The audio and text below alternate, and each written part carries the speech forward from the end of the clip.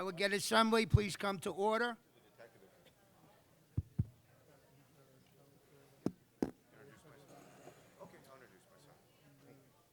Captain, could you lead us in the pledge, please? Certainly, my pleasure. I pledge allegiance to the flag of the United States of America and to the republic for which it stands, one nation, under God, indivisible, with liberty and justice for all.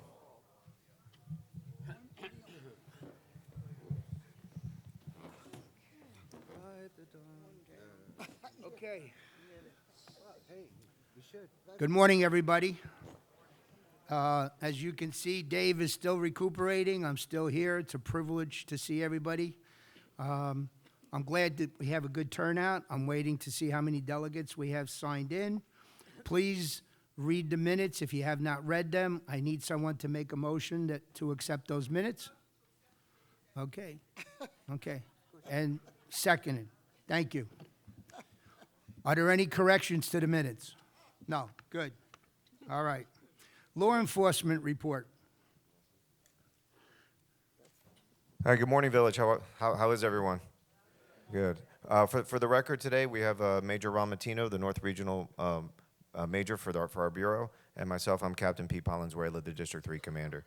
So today I'm going to go over the report, our crime stats. Lieutenant Monath is on a well-deserved vacation, so he is going to be skiing somewhere in North Carolina soon, and hopefully he makes it back safe and sound. All right. So our traffic, I don't know if you've noticed, but we've increased our presence here. You know, we get a lot of requests from the board. So last month in January, we wrote 83 citations. Now I got to tell you too, our traffic units are the same ones that are coming in here. A lot of repeat offenders. So once you get the warning the one time, they kind of know who you are. You really need to stop at the stop signs and slow down. Not just for yourself, for your neighbors. We need to have the safe environment in here. I told you last year that there was a fatality at the Century Village in Boca Raton. A gentleman was, using his walker and he was crossing the street, and a speeding car came by and just took him out, and it's sad. I mean, we all have a responsibility when we operate those motor vehicles to do so in a safe manner. So please, it's not worth it. Slow down, leave your house a little extra time, stop at your stop signs, and don't speed in the village. Watch out for pedestrians and for bicyclists. There was 2 accidents. 3 of those were hit and runs. So again, we got to be careful. We also wrote 33 written warnings, and we had 2 verbal warnings with our traffic enforcement. For the village activity, we had 274 calls for service, and those generated 50 case numbers. Our cases of interest, not too busy of a month for the new year. So we had an alleged stolen vehicle. This occurred with a victim's girlfriend took his vehicle, and he couldn't remember that he kind of gave her permission. And then after we got involved with the investigation and we started questioning people, all of a sudden he remembered, and there was a refusal to prosecute sign. So everything worked out, and the vehicle was recovered. There was a disturbance in Chatham Sea regarding planting plants in the area, and they were a dispute with the HOA. Just everyone, just remember you live in an HOA community, and everybody signed up to follow the rules. I hadn't. On a side, I had an issue with the HOA that I live at, and I'm a captain, and I have to follow the rules. And my wife's not that much of a rule person; she's not listening to this, and he knows her, and and then I had to deal with the stress. It's just not worth it. Just the rules are there, follow them. If something happens, most board members are pretty reasonable. Just communicate the issue, and they'll work with you on it. We had an assault, so someone was out walking their dog, and an argument ensued, and it escalated, and there was mutual combatants there. A lot of inconsistencies in the statements, and unfortunately, we weren't able to make an arrest. So if you're out and about and you have an issue with one of your neighbors or a guest that's on the Century Village property, the best thing to do is walk away.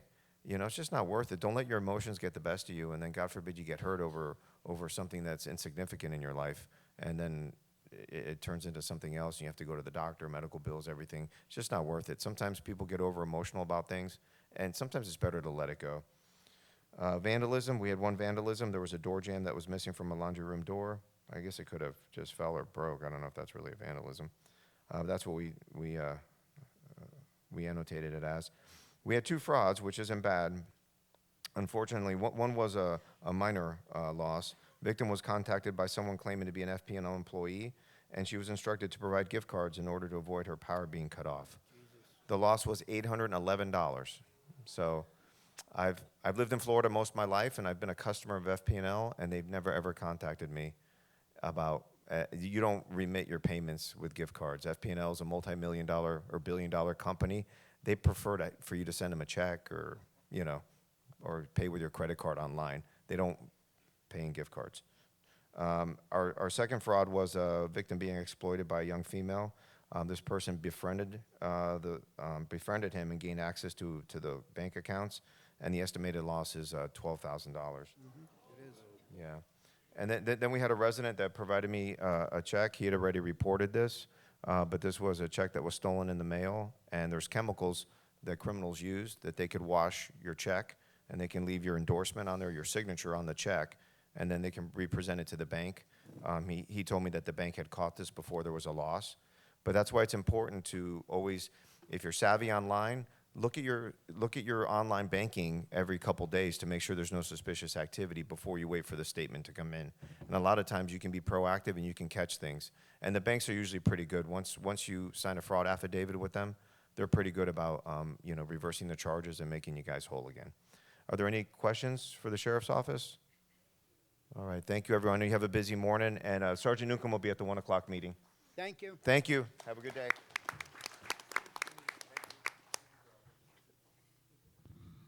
Okay, we're going to have, after we do the old business and the new business, we will go into nominations for the positions that are open for next month's elections.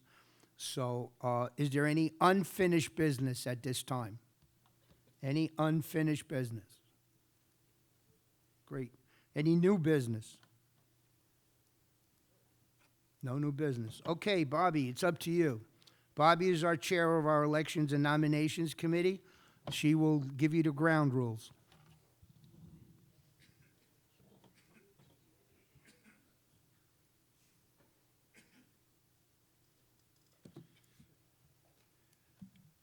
In your packet, there is a sheet that outlines the routine that we're going to follow. Only an official delegate or an official alternate who has signed in will be allowed to nominate or second. And if it makes it easier, one of the committee members will take the microphone onto the floor so the person can be nominated or seconded rather than wait for people to come up to the microphone. A nominee must be here to accept the nomination. All nominees must reside in the village for at least 9 months of the year. And anybody that is nominated today must have their bio into Ruth Dreiss at the Reporter by Monday at noon. She has a very strict, careful schedule that she must follow in order to get everything to the printer. So please, get your bio in by noon on Monday. Ruth Dreiss, RUTHDREISS 14 @gmail.com. And following the meeting, our official photographer, Walter Johnson, will be in the corridor near the party room to take photographs of all candidates, so they will be included in the next reporter also. Okay, we're going to open the nominations for vice president. Is there anybody here who wishes to be nominate? Nobody for vice president? Please. You want to take the microphone? While we're waiting for that, we have 145 delegates signed in this morning. Thank you. Bobby, you didn't announce who is running? Who already is running? Huh? Yes, yeah. I'd like to nominate Olga Walkenstein for Vice President. Who's, All right, is there a second? Okay. And I would like to second it. Carol Sapesi. We need names. they need to come up, don't they? My name is Mary Spear, and yes, I am a delegate. Signed in. You're supposed to be checking. I told you. With what association? Sheffield F. Sheffield F, okay. And Carol Sapesi from Chatham G. I second that. Is the nominee here? Yes. Oh, here she is. A star, okay. And I accept Olga Walkenstein. you want to come on up, Olga? See, I told you. Yay, Olga. Okay. Now, there's 4 people running.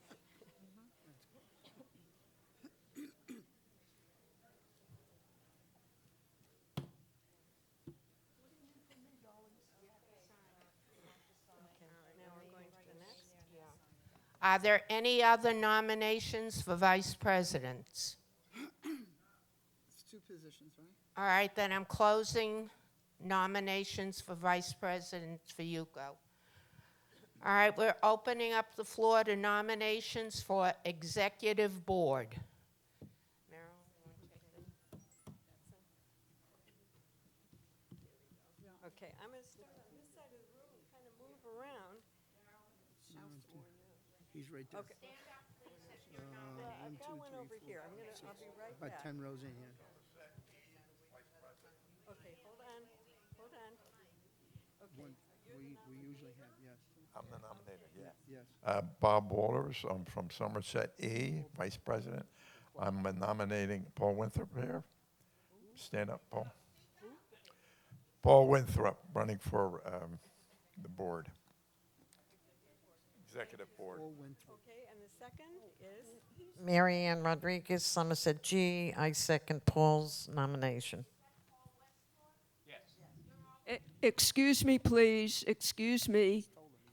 Yeah, you already sent your bio in by the 16th. You're on. You don't have to do anything. You're ahead of the game. Bios, and they're intent to run. Do you want me to read off the list of people who have been? Yes, please. For all of candidates. All right, right now, Guys, well, let's hold it right down. now, the following people have indicated that they wish to be on the ballot. Catherine Benoit, Dennis Burrows, Les Clavier, I hope I'm pronouncing names correctly, Maureen Debeguer, Ruth Dreiss, Richard Handelsman, Kelly Jansen, Jackie Carlin, Michael Raber, Joyce Reese, Leslie Rifkin, Louisa Salazar, Donna Sansone, Jeffrey Skeen, Gloria Tart, Paul Westhorpe. Those names will be on the ballot in addition to the people that are nominated today. Excuse me, We will Bobby? be electing 10 people to the board. Bobby, how many is that total, please?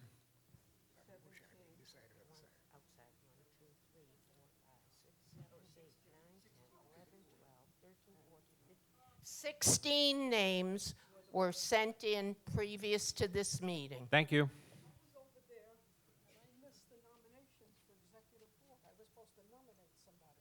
So we're still open. Another dizzy person.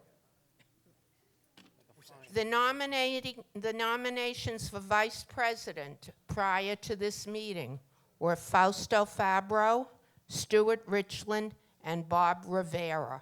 We will be electing 2 vice presidents. All right, now we're going to continue with the nominations for the executive board. Please stand up or raise your hand, and we'll get to you. The mic, she's got her hand up. Oh, the other. Which side? Come on. No, Why would you? Why is he here? I don't know. Good morning, Norman Channing, Waltham I. I would like to nominate Laura Hanley from Waltham I as executive board. Okay. We get. Do we have a second? Name and Beth association. Sahusky, Sussex H. Sussex H, Beth Sahusky. Okay. I want to nominate. Here, Bobby. The person that, yeah, we do have to have the nominee in the room. Okay. Who knows? I'd like to Hold on, nominate. I need, Hold on. where is the person that was nominated? And you're accepting? Please come up and take care of the paperwork. Bobby, do you need the second person to get up as well? It was second, the lady in red. Will the person who seconded Mrs. Hanley please will come to the front as well?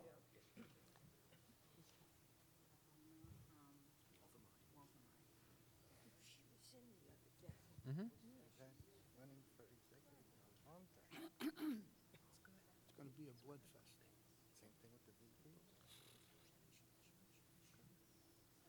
So far, nobody has nominated. She's, the lady's trying to raise her hand, right in front of her. Okay.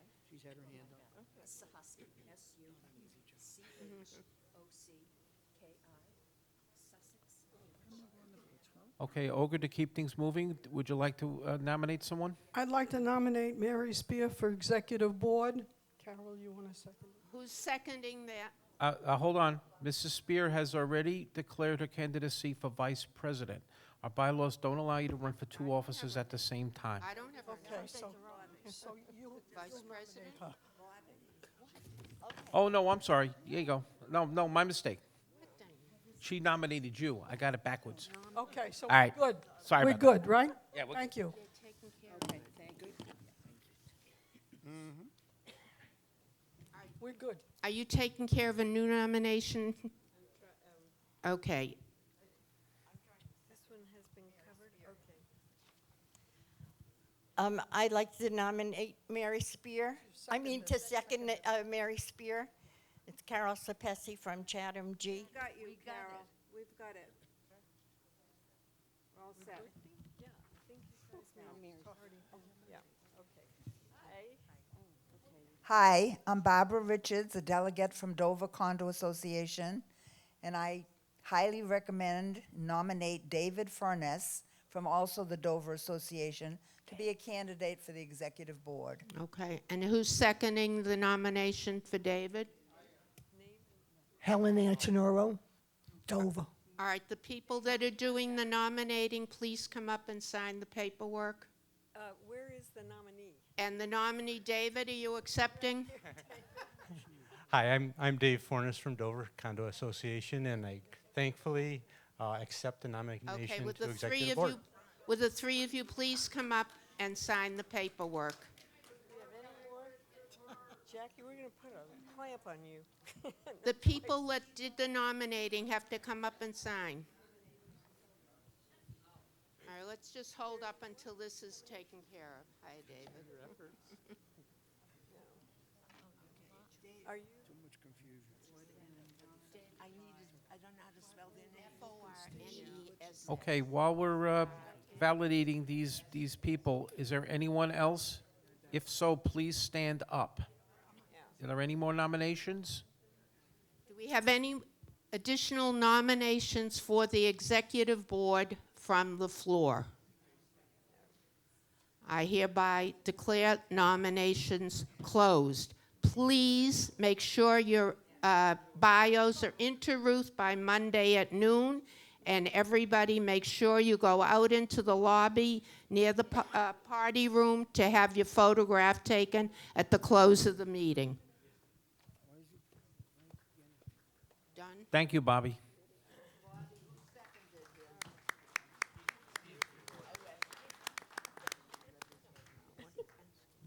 For the people that were just nominated, you heard you have to see Walter after the meeting to get your pictures taken. Okay. All the nominees need to see Walter and get their picture taken. Who wants this microphone? I don't know who you gave. It's from the other side. It's the other side. wait for them to stop.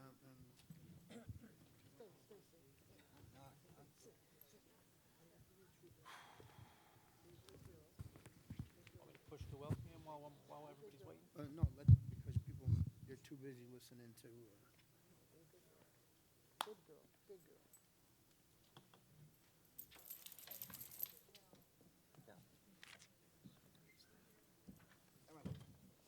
Lay down.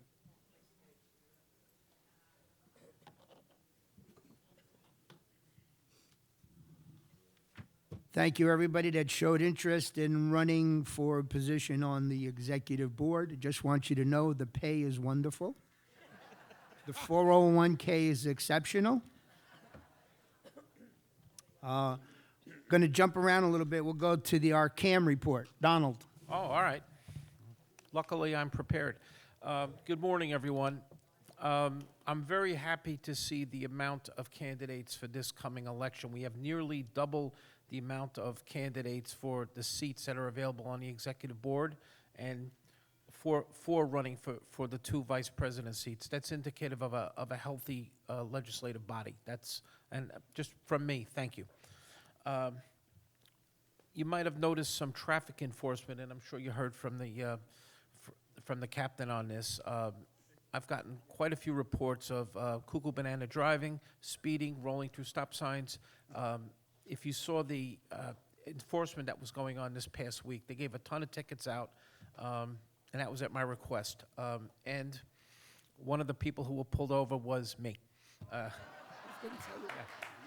I slow rolled through a stop sign and got a warning. So good for the goose, good for the gander. Please slow down. Just take it easy. We got kids running around, and we did get at least 2 people hit by cars in the past 2 weeks. So this is something we really all need to help with. Okay. Next, I just want to give you a quick update on the Reflection Bay project, which is the defunct golf course adjacent to Century Village. UCO is in negotiations formally with the developer, which is D.R. Horton and the Coulter Land Group. Essentially, we've retained an attorney, which our general counsel, Rod Tennyson, and an engineering firm, Simmons & White. They will interact with the other side's attorney and engineering, and what we're looking at now is what the impact will be on this new community to our community, particularly in respect with drainage. We will keep you updated on this process as it'll take a few months to work its way through, but we'll always keep you updated, and any agreement that gets signed would go to this body for ultimate ratification. All right? Next thing, this next week, there's going to be a class here on the 8th from Mark Friedman. The subject of this class is pretty pertinent to a lot of us. It involves unit owners who do work to common element inside their units, removing interior walls, moving exterior walls. Many of us have had this problem in our building, and how to handle it is tricky. So I would encourage all of you to come to this class and get it straight from a lawyer's mouth on how to handle this. One other thing, you might have noticed a new curb that's been being installed along the north side of Century Boulevard. We're very happy to get that project completed. So thank you for being patient for the one lane that you had on coming into Century Boulevard all week. And that's all I have for this month, and I'm happy to answer any questions. Donald, what time is the meeting? I'm sorry, say again? For Mark, what time is the meeting? Oh, you caught me there. Yeah, 10's usually the right start time, yeah. So, yeah, almost always. Please, that's a good class. We should all go. I'll be there. Right here. Right here in the theater. February 8th, all right? Question. Yes, sir. Hi. Tell us who you are first. Michael Brenner, Sussex E. Hi, Mr. Brenner. I received a letter from the Florida Department of Transportation yesterday. Really? About the extension of the lane widening above Okeechobee Boulevard. Okay, I haven't got that letter yet, but I'm sure it's in the mail. Well, I live right near, Right, you're, right, of course, you're a, yeah, yes? You have the letter? Right. okay. I was wondering if Century Village had any plans to have us go down to the meeting, and also what their plans are to give us a retaining wall. I don't know about this yet. We haven't even received that message yet. I wouldn't mind having your copy if that's, but, of course you can. You guys are getting the notice before we are, so yeah, bring it up. Hi. How are you? So apparently, we all got this because we're abutters. Yeah, indeed. And the meeting is a virtual meeting initially. Okay. But I see this as an opening for the promises that DOT has made to the village. If they were going to widen, we were going to get this sound enhancement for the Okay. turnpike.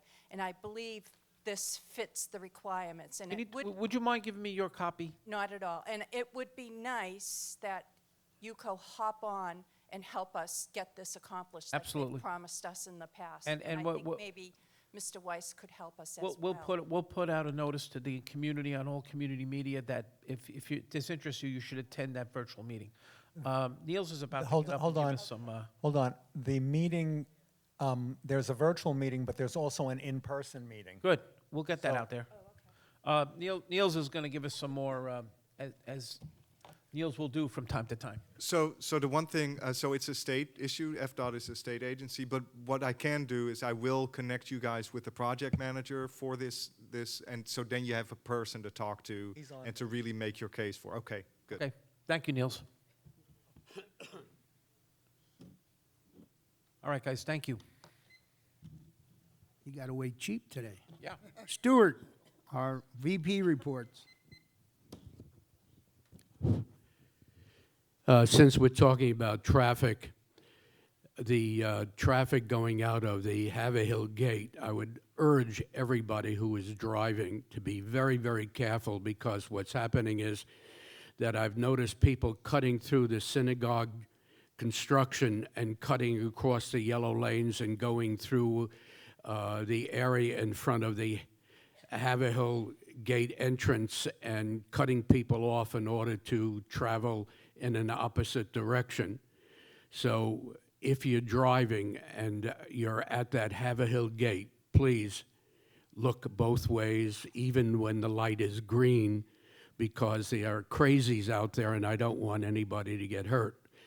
I'd also like to express thanks to Bobby Levin for not only doing the elections, but also for the preparation of the volunteer luncheons. I think she's doing a great job and she deserves a big hand. Recognition for volunteers, it's extremely important because it's a thankless job. And that brings me to the next point, the people coming into the office for barcodes. Will you please, if you know anybody coming in, tell them to walk in with a smile, because they're coming in and they're really nasty, and because we can't always do what they want when they want it. And we had problems with the computer and they just didn't understand and they walked out angry and screaming and hollering. The other thing is that congratulations to all of those associations that have had their meetings and brought in their paperwork, because it's really important that we get that done. In my association, we had the meeting. It went smoothly. Everybody was friendly to each other, and that was terrific. However, we've had people come in and telling us how difficult it is to get absentee members to send in their proxies and so on. It's causing all kinds of problems. So if you're on the board, please do something to smoothen out this process. And that's my report. Thank you. Thank you, Stewart. Patricia. Mr. Chairman. Excuse me. What? Mr. Chairman. Yes. I'd like to make a comment on what was just said. It will be very brief. We keep asking everybody to drive carefully but yet the reports come in, the amount of tickets and accidents.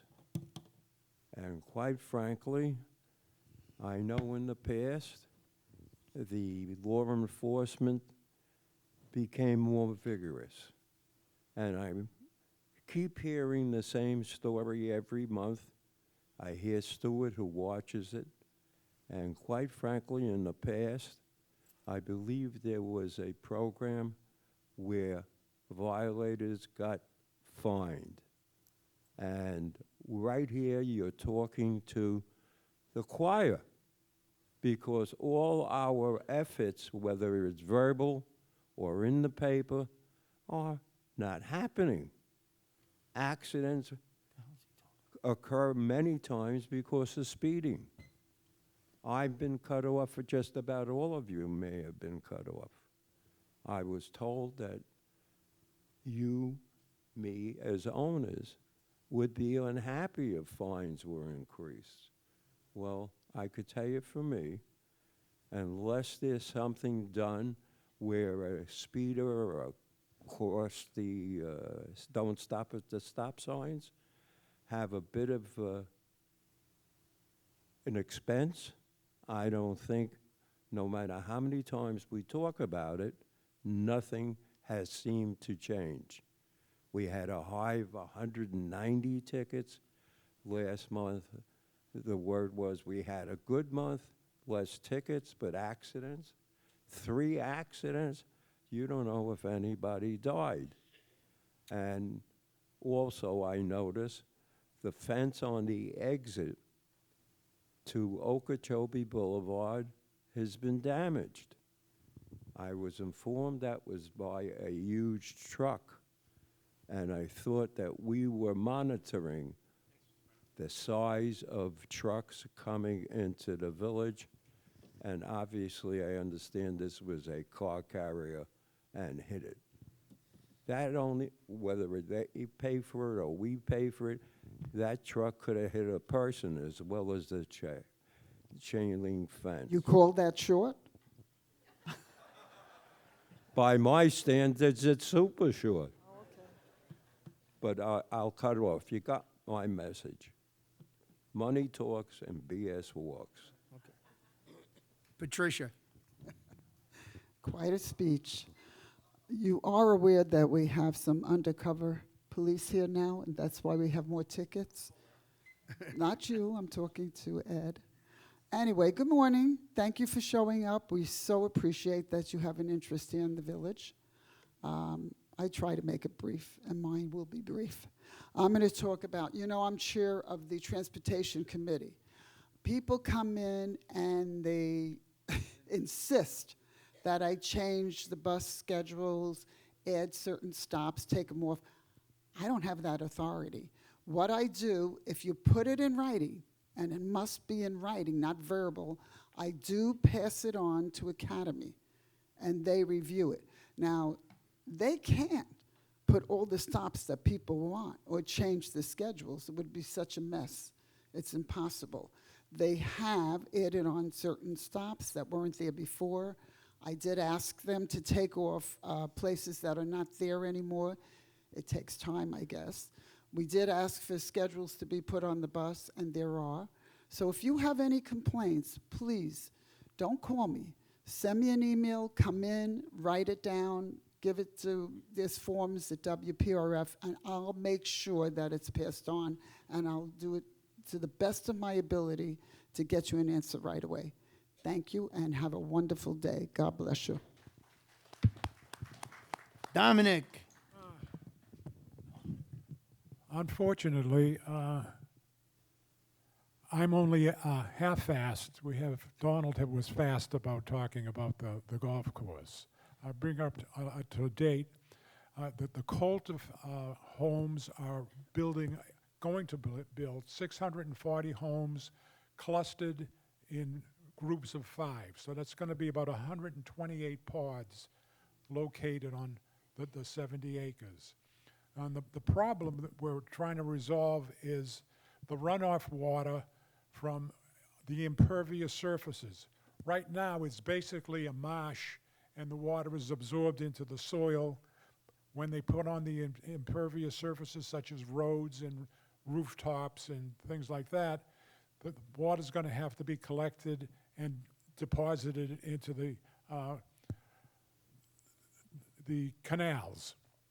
So what we're dealing with now is a cost that we can meet and apply to repairing the weir that's behind one of the Andover buildings, and it goes out parallel to the fire station under Okeechobee and into the drainage district. So things are being held up that way, and they intend to break ground supposedly in the first of next year, in January. So we'll see what happens between now and then, and hopefully we're going to be able to survive the traffic patterns being changed and things like that. Thank you very much. Thank you, Dominic. Joanne. Good morning, everybody. It's great to see so many people attending, and thank you everyone that's running for election. We love that participation.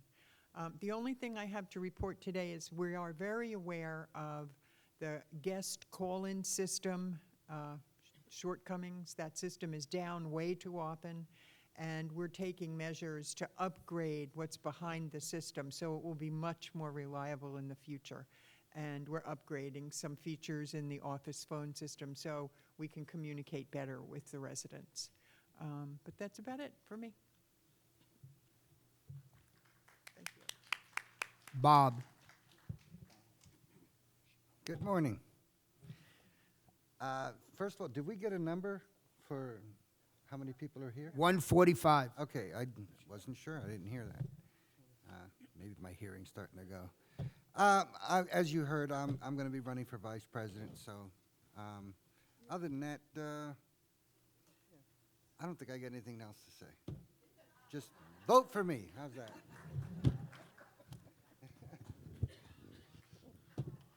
Just one more comment. We're thankful for the warm weather because we are not receiving any more phone calls about the dead fish. And the smells are gone, and nature has taken its course, and let's keep the ice storm away from Florida, and now we could walk around without our jackets on. Thank you. Thank you, Stuart. Okay, I touched on a new subject in my last article. Does everybody know what the asset recovery program is? Yes. Okay. This was instituted about 5 years ago. If you have a foreclosure and the building and WPRF is owed money, a program was put in place. Instead of you going out and getting an attorney and costing you tons and tons of money, you can get together with WPRF and your building, sign a contract, and they will do all the work. From what I gathered, there's not too many people that are aware of this program. If you have someone and a unit in your building that's more than 4 months, 5 months in the rears, come into the office, talk to one of the vice presidents or myself. I will put you in touch with the person in WPRF. And to give you an idea, I did a foreclosure in a building, took 7 years. Okay, to get the foreclosure done using an attorney. The last one I did, we used the asset recovery program, took 15 months. Okay, and it cost us 1/10 of what the cost was. So it's something that's in conjunction with, keep it in the back of your mind. I know we have a lot of new officers, a lot of new people in the building, and they're not aware of this program. If you need to know how it works, just come into the office, see me, and I'll be able to educate you. Okay, Ruth, you're next. Good morning, all. First, I'm going to go back to the new nominees. I address this to Olga, Laura, Mary, and David already has his bio in. He knew he was going to be nominated. But I want to point out to you that your bios must be in outline form. Don't send me stories of where you came from, where you're going. We have 3 main categories, and I'll go over them briefly. They were published in the January issue of the Reporter, but you probably don't have it any longer. You just start out with your name and your building association, no unit number. Then you tell me who you're running for, what you're running for.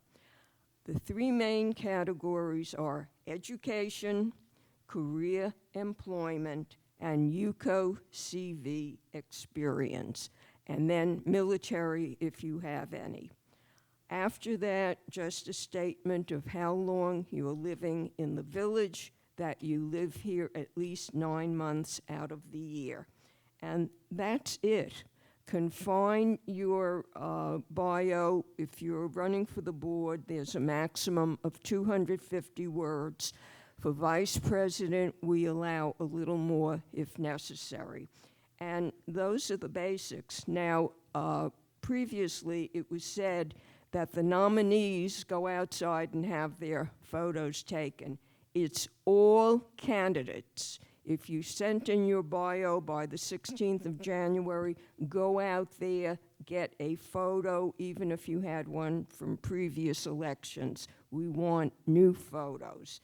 And that's about it on that subject. Now I'll go to the Reporter. You will notice that for the first month, you have not gotten a sheet of the income and expenses for the Reporter. That was omitted, not by me. In the future, you will get it. I will make sure that it's in your package from here on in. But now you can go to the income and expense statement of UCO, and you will find under other income and expenses, you will find the Reporter income and the Reporter expenses, and to date, we're ahead about $430. I have to tell you that we are losing some ads for whatever reason. Real estate in particular, they either have no inventory or some such thing.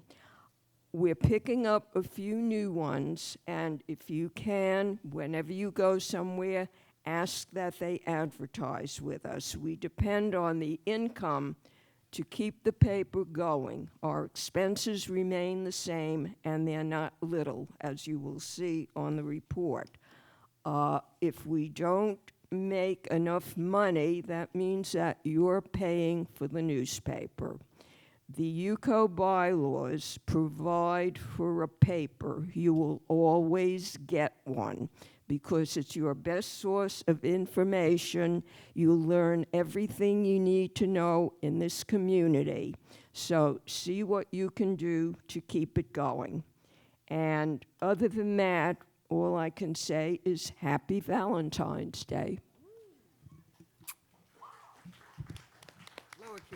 Thank you, Ruth. Our treasurer's report. Ed, you're up. Good morning, everybody. Can you hear me? Because of a quick comment, and I have my timer on so I don't go over the time, is I would advise everybody to check your bylaws.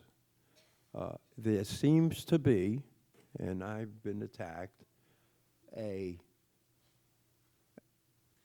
lawyer who is strong-arming certain associations to approve the prospective buyer that he represents. I advise you to check your bylaws, come into UCO, and there is a procedure that you could follow. I'm just going to tell you that the results so far have not been done, but next meeting I will let you know what's happening. I am happy to report that we're off to a positive start. Okay, I think we're around $28,000 ahead. I just want to caution everybody, it's only the beginning, and it's good that we're ahead now. We will try to pursue that as we go along by mitigating whatever we can mitigate and go forward with a program which I keep mentioning, which is right now 4.7% on CDs. And so it isn't over until it's over. Good start, nice turnout. Again, happy Valentine's Day. I think we made a mistake. We should have flowers for all the women, but put it on the agenda for next year. If there's any questions, please come forward. If you want details, see me in the office. I'm generally there right now, not as much. I thank you all for coming and wish you all well. Is there any questions? Please don't hesitate, but I think it would be better where we have more than 3 minutes. Thank you. Yes, John. Hi, I'm John Malloy. I'm on the Finance Committee. Get closer to the microphone so people can Sorry, hear. I'm John Malloy. I'm on our Finance Committee. And as you know, last month we had a pretty lively discussion on CDs, and they asked for proof, so I took it to the extreme for us. What I did, CDs are covered by the FDIC, Federal Deposit Insurance Company, up to $250,000. I called them and spoke to them about that, and they will cover us now up to $5 million, fully covered by the FDIC. I got this approval, and I have everything in writing with signatures. They also got in touch. I called my old colleagues I used to work with at Merrill Lynch, and they said, fine, we're going to give you a deal. We can do $5 million. The $5 million that I'm talking about is in our account. If we have an emergency, we have a separate account for emergencies and reserves. So this is money that's just sitting there, not collecting very much at all.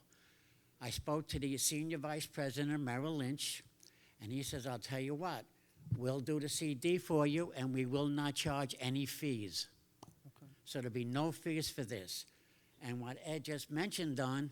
Mr. Malloy, if you don't mind, I just need to interrupt you for 1 second. Yes. I have direction from the president that anything to do with UCO finances should be submitted to the officers. I have them. I sent them to Ed already. And we've not received that yet. Okay. So it's inappropriate at this time to be presenting financial matters to this body before it goes past, and we need to see some proposals in writing. We need to know who these people are. We need to see curriculum vitae. There's a process for this, and this is not it. So I'm going to ask you to stand down, Mr. Malloy, and we'll Mr. Chairman. I can promise you that this will be given consideration by the Officers Committee first. Okay. But I have proof and signed signatures. Excellent. Mr. You'll send that to us. Mr. Chairman, I appreciate the leadership of our current president.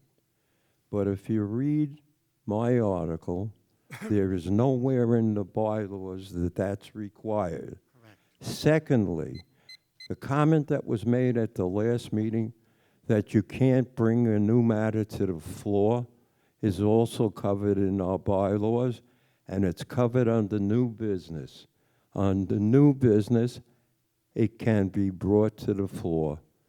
And I think I've been here, 15, 16 years? Ed Black, who emptied the treasury, I never saw that go anywhere. And Dorothy, who bought non-covered securities, I never saw that brought to the floor. And I think that just to, on the fly, make these kind of decisions is incorrect and up to date. I would say that not even what we can get now, but going forward, I'm going to take a wild guess. $80,000 is not in our coffers. That could be because you're insisting on a method that is not approved. So going forward, just to not hurt us, I will present at the next officers meeting our plan. Thank you. Can I just make a statement here? The CDs are in our bylaws. I saw them in there. Absolutely. Okay. And this deal would actually bring us $235,000, And that's, interest for the year. That sounds very attractive, Mr. Malloy, except that this body will need to see Okay. a written proposal. I sent Ed a copy of this already. And we'd be with happy signatures. to. All right, so let's, before we bring anything to this body for consideration, it needs to, we need to see some papers, John. Not a problem. I have them in my hand. You know, not SVPs from here and there with no names. We need No, to know no, who I these have people names. are. The senior vice president of Merrill Lynch, who's in Okay. charge of trading and private banking. Yet all we're hearing is through a microphone. We need to see paperwork, John. All right, that's not a problem. Okay, and if you want to run that through the treasurer, that's fine. If you want to send it directly to the president of UCO, you can do that as well. All right, that's All right? fine. Okay, thank you. Okay. Commissioner, thank you for coming today. It's always my pleasure to be with you. Good morning, everybody. Unfortunately, I come in front of you today to share with you some news, and I'm sure you're aware there's been a rash of anti-Semitic events in Palm Beach County over the past few weeks. It's really unfortunate, but what I can share with you, number one, is that as soon as this occurred, I took action. I assembled a round table, got a group of people together, including law enforcement, the state attorney's office, folks from the legislature, as well as some of our city officials to see what our current laws were, what could be done, and what should be done. And clearly the laws are insufficient for the type of activities that are going on, but I can share with you that there is legislation moving through the House bill in the state, House Bill 269, being sponsored by Representative Caruso, that would give law enforcement the ability to arrest these people, charge them up to a felony as a hate crime for what they're doing. The other thing I want to also make you aware of is that the folks that are involved in this, law enforcement knows who they are. They are not from here. They're coming in from out of state to spread their hate. And there is no place for hate in Palm Beach County for anybody and every group. And I will continue, given the ability to speak out against this on our behalf for everybody, not just the Jewish community, but every marginalized community that could be impacted by these folks. Because as we know, once you go for one group, the next one, and the next one, and the next one. And that's not going to be, we're not going to tolerate that here, and we are going to do everything in our power to make sure these folks know they are not welcome here, we don't want their hate here, and they need to go somewhere else. So,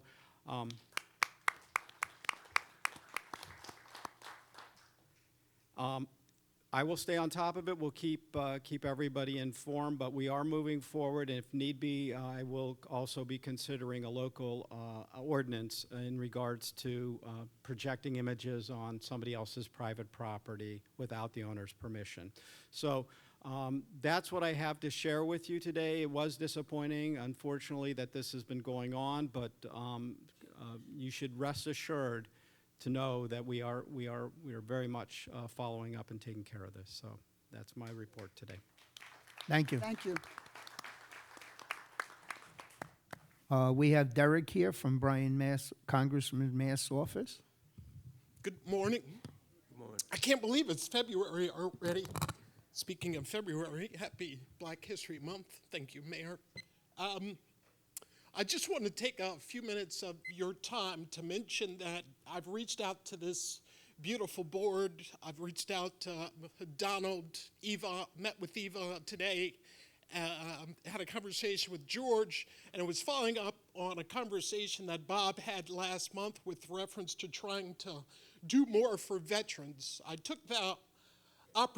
made the opportunity to speak with the congressman about trying to do more for veterans at the board's request, and Congressman Mast has asked us if we could work with Century Village with reference to a sacred legacy program.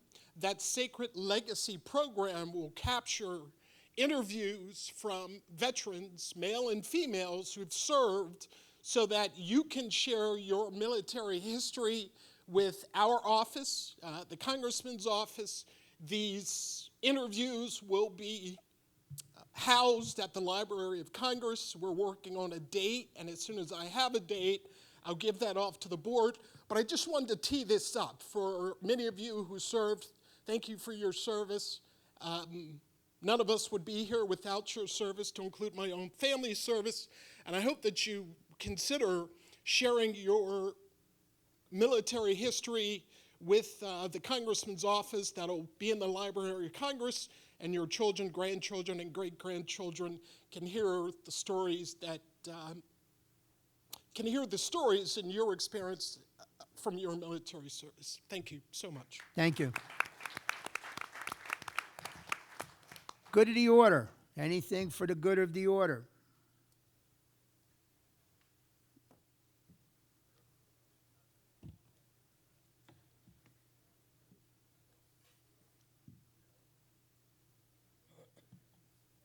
Good morning, Les Rivkin from Stratford J. I came here last month, and I came up to the mic to talk, and I got ignored. We're supposed to have, I believe, 3 minutes time if we want to speak on good of the order, but that's not why I'm here today. I wear many hats, as some of you know. One of them is the president of the Democratic Club of Century Village. Our March program, which will be March 16th, we're having a program on anti-Semitism. This is put on or sponsored by the Jewish Federation of Palm Beach County. Everybody is invited. As of now, it'll be in room C. I have no indication that we need a larger room, but it will be at 1:30, March 16th. It should be a really interesting and important meeting, talking about anti-Semitism and how it affects us all. And thinking about what Derek said and what our mayor said, everybody's in the same boat. You can't separate anti-Semitism from racism, from anti-LGBT, from any of the other minority groups. So we need to come and we need to understand what's going on in our community. Thank you.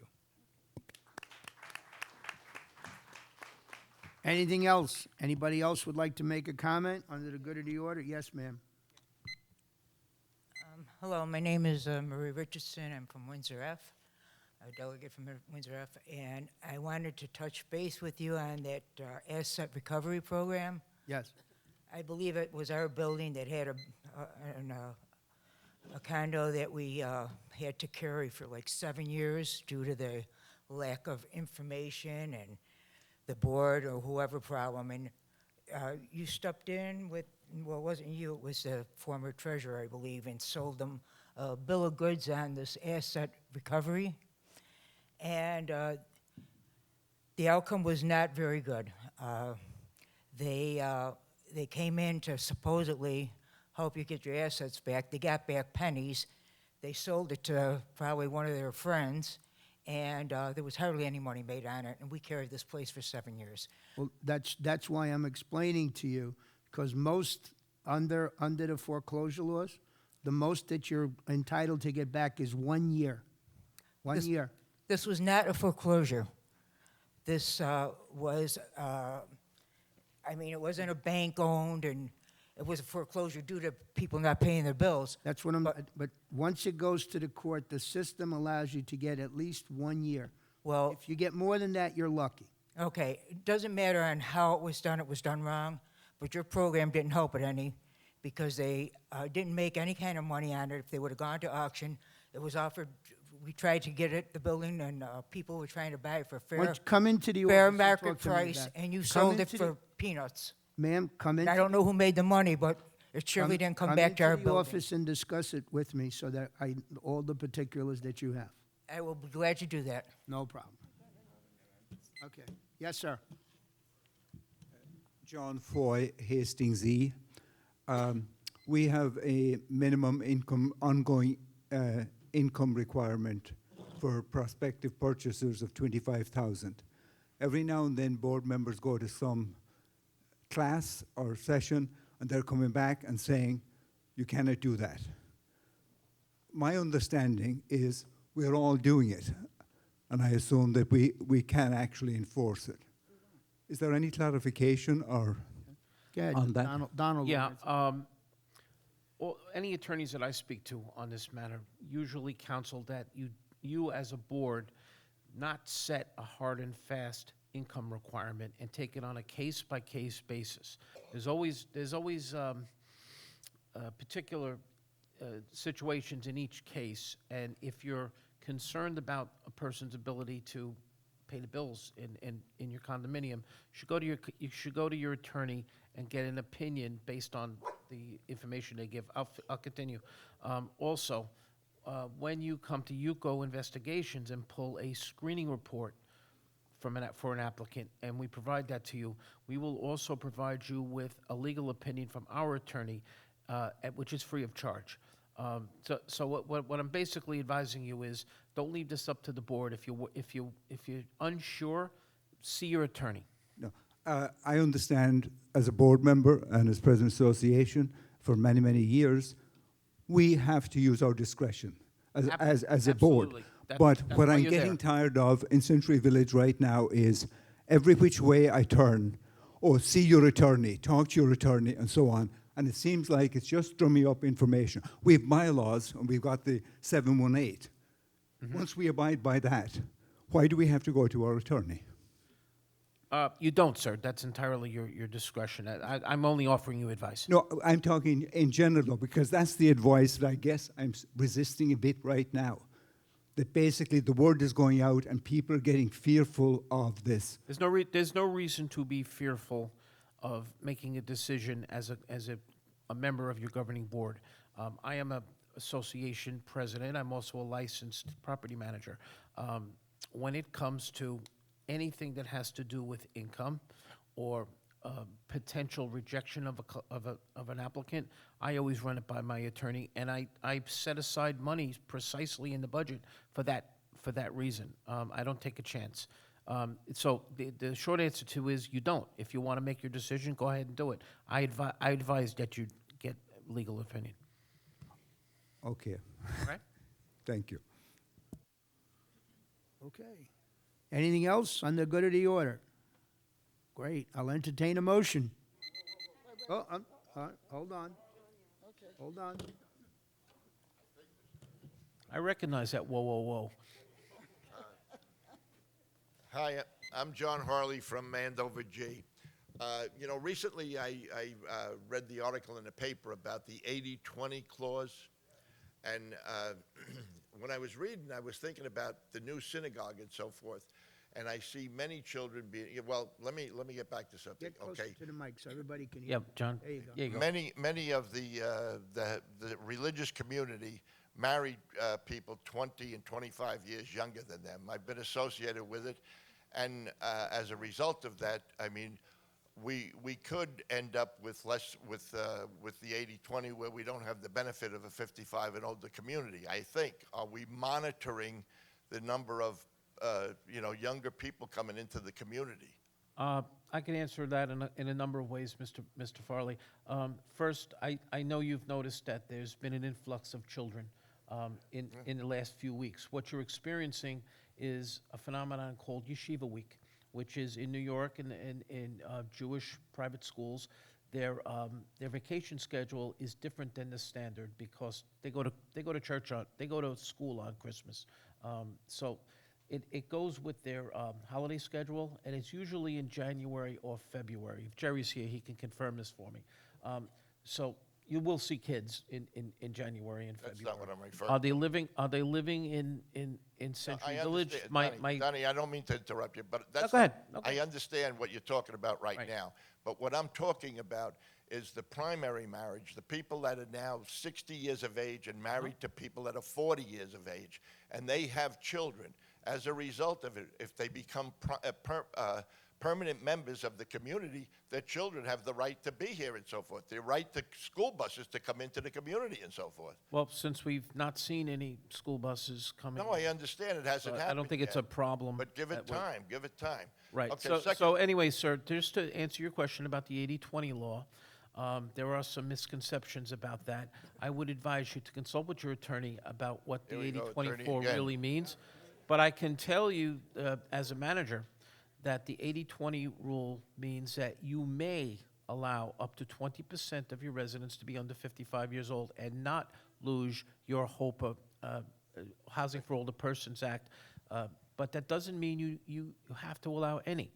And that's entirely up to the board. The board governs who lives in the building. Okay. All right? Can I refer to something else? I came into the office one day to talk to you. I just want to bring this up, and I hope that, that I'm not no worries. Bring it right up. time. We're trying to take our building where we go no renters, okay? And I had discussed this with you. You're doing it the same thing. I'm a little confused as to, do we have the right to send out letters to everybody to say that we're doing this and that we tried to get the response back from the community? And then somebody referred to, if we don't get a response from somebody, that's a negative vote. Is that true? That's a legal question, John. I'm certainly not going to answer that in front of all these people. Okay. I wouldn't presume to know the exact rules. That's interpretation of law. Oh, I'm sorry. All right? Can I say something real quick?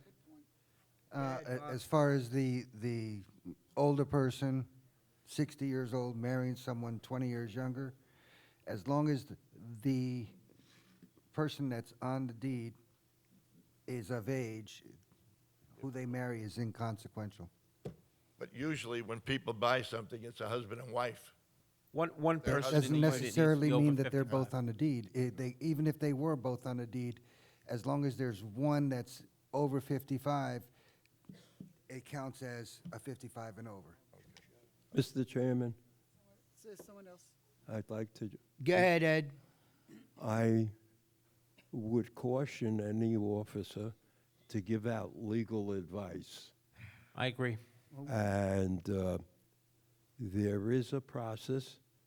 The best advice anybody could give is get a knowledgeable lawyer. There's a law against practicing law without being Given legal an attorney. And taking a position pro or con and making it public or giving another resident legal advice, I think, is putting the officers at risk. Thank you. And the cam. Yeah, go ahead. I'm sorry. That's right, Mary Ann Somerset G. I have my lawyer on speed dial, unfortunately. We know, Marianne. We all do. Okay, as far as renters or any of that in your building, go to your lawyer and make an amendment. I have an amendment in my building. There's no owning 2 units. There's no renting.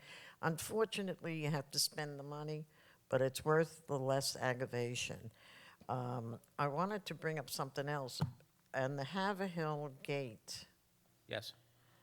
more than once, they're sitting in their chair and they're just waving you by. No one's checking IDs. No, that's not true, Marianne. No, And I've you seen and I have it spoken about. twice. Guys, I'm Yes, going to answer Whoa, Marianne's whoa. question, and everybody can listen to my answer, and you're welcome to participate afterwards. You will occasionally see guards waving people through, and there are circumstances that require that. We cannot allow cars to be backed up to Haverhill Road or Okeechobee Boulevard. If we do, the police will come and tell us to open our gates, and we won't be able to check anyone until the traffic is gone. Secondly, we do give, well, when I say we, I mean our security contractor does give discretion to the guards. They know who these people are. They recognize their cars, they recognize, and if it's a time when they gotta move traffic, they will go ahead and move traffic. Rest assured that we don't have any real problem with unauthorized people coming in. I'll also tell you that we have a new system called Flock Safety, which is a camera that recognizes license plates. And it's doing bang-up job of identifying people who don't belong here, who have warrants, who have orders of protection against them, who have expired licenses. Right. And it's working. We see the hits, we see the inquiries, we see the hits, and we see the pickups. So rest assured, those gates are guarded very carefully. Last but not least, the cameras on the tennis courts, are they checked or, you know? Yes, Okay. those cameras are monitored by WPRF. the WPRF contractor, who is the same as ours, Platinum Group Security. Because And- there's and groups they are monitored. Sometimes there's groups of people inside the tennis court, 7, 8 at night, making a lot of racket. There's people walking dogs inside the tennis court. Okay. You know, I just want to make sure those cameras are checked. They're checked, and if there's a ruckus going on, you know, number one, call police. Number two, call me, let me know. I'll Got it. talk to Eva. All right. All right?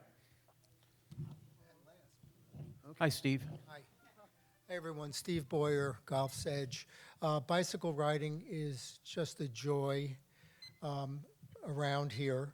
And I just want to point out that we're within Palm Beach County, and therefore bikes should be equipped at nighttime with a front light and a rear blinker. And also, thank you, and also some kind of, they don't have to have a bell, but they have to have some kind of audio or verbal communication when they come up behind you. Sometimes it's startling. Do you agree? It's absolutely startling because the bikes are basically silent. That's why they're wonderful. And so if there's some way that we can, maybe in the newspaper. Okay, good. I'm Steve B. I got your submission Thank yesterday. you. Very nice. It will be in the March issue. Okay, that's all, so that we can all be safe. Thank you. Thanks, Steve. Okay, that's it. I'll entertain a motion for adjournment. Have a wonderful month. Happy Valentine's Day, everybody. We do. Yes. Niels.